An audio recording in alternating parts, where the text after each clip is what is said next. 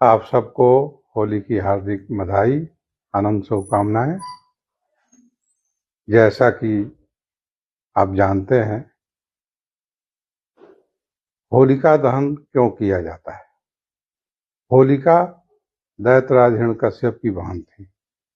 जब प्रहलाद को मारने के अनेक उपाय करने के बाद भी प्रहलाद की मृत्यु नहीं हुई, तो हिरण्यकश्यप ने अपनी बहन होलिका से कहा कि तुम ही कोई ऐसा उपाय करो कि प्रहलाद का अंत हो जाए।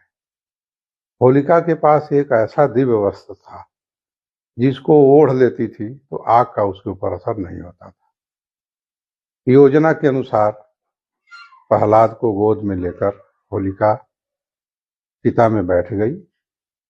लकड़ी का ढेर था, अपना वस्त्र ओढ़ ली और उस लकड़ी के ढेर में आग लगा दिया गया। आग जैसे ही जली, दैव योग से हवा के झोंके के कारण होलिका का जो वस्त्र था वो उड़ के प्रहलाद के ऊपर आ गया। प्रहलाद तो सुरक्षित बच गए, लेकिन होलिका जल के मर गई। वास्तव में होलिका जो है पाप की, दुष्टता की प्रतीक है।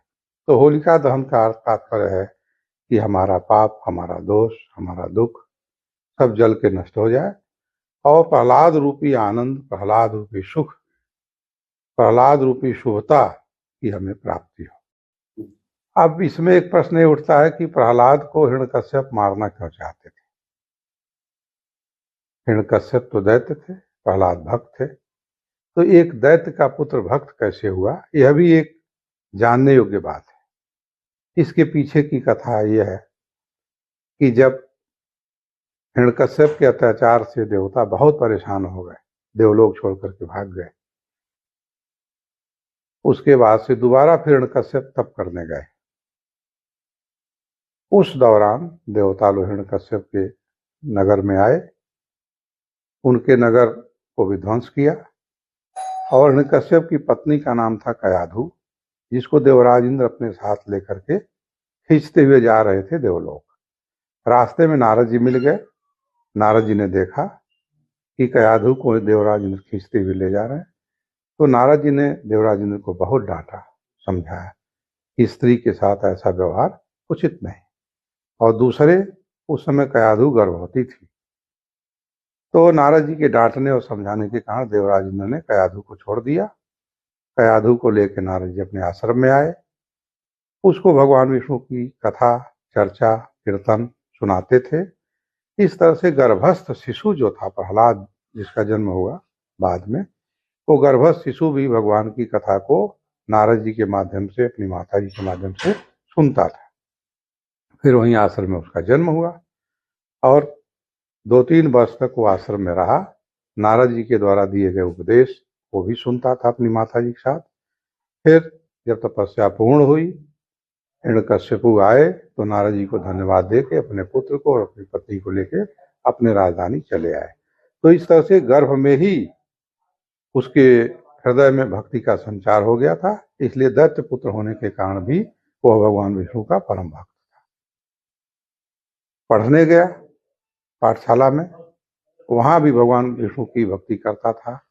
हिरण्यकश्यप ये कहते थे कि मैं ही नारायण हूँ, मैं ही भगवान हूँ, मेरे अतिरिक्त कोई नहीं है, लेकिन प्रहलाद इस बात को नहीं मानते थे।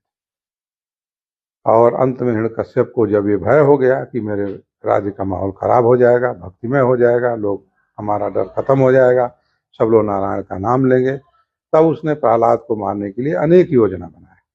सारी योजना विफल होने के बाद फिर होलिका के माध्यम से उसने प्रयास किया, वो भी विफल हो गया। फिर अंत में उसने एक खंभे में बांध दिया प्रहलाद को और कहा कि बुलाओ अपने नारायण को, देखता हूं आज मेरे हाथों से तुम्हारी रक्षा कैसे वो करते हैं, कहाँ है तुम्हारे नारायण। तो प्रहलाद ने कहा, हम में, तुम में, खड़ग खंभ में, घट घट व्यापै राम। पिताजी, मेरे में, आप में, आपके हाथ में जो तलवार उसमें, और इस खंभ में भी भगवान व्याप्त है। भगवान हर जगह। जैसे खंभ का नाम लिया प्रहलाद ने, खंभा फटा और उसमें से दहाड़ते हुए नरसिंह भगवान प्रकट हुए। जैसा उनका नाम है, उनका आधा शरीर मनुष्य का था और आधा शेर का था, इसलिए उनको नरसिंह कहते हैं।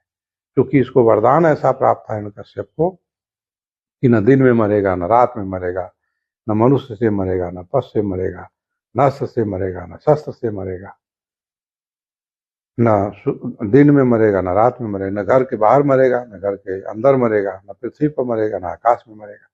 इन सारे वरदानों को सत्य साबित करते हुए नरसिंह भगवान उसको खींच के घर के दरवाजे पर ले आए, चौखट पर अपने जंघे पर लिटा दिए। आधा शरीर घर के अंदर था, आधा बाहर था, और सारा वरदान सत्य करते हुए उन्होंने अपने नाखून से उसके पेट और सीने को चीर करके उसको उसका वध कर दिया और प्रहलाद की रक्षा किया। यही होली, होलिका दहन, प्रहलाद और हिरण्यकश्यप के संबंध में जो प्रमुख कथा है, प्रचलित कथा है, वो यही है।